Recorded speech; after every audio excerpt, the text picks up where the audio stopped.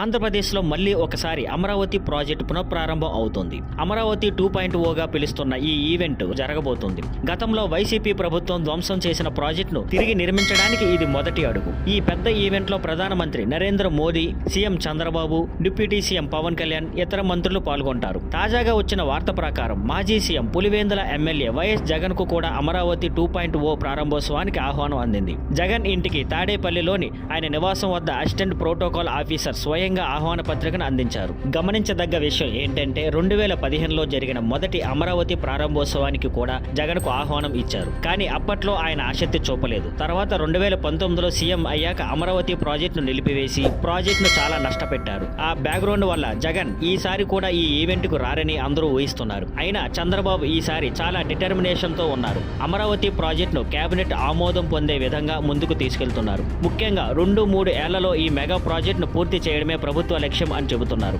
Thank you for watching. Please like, share and subscribe.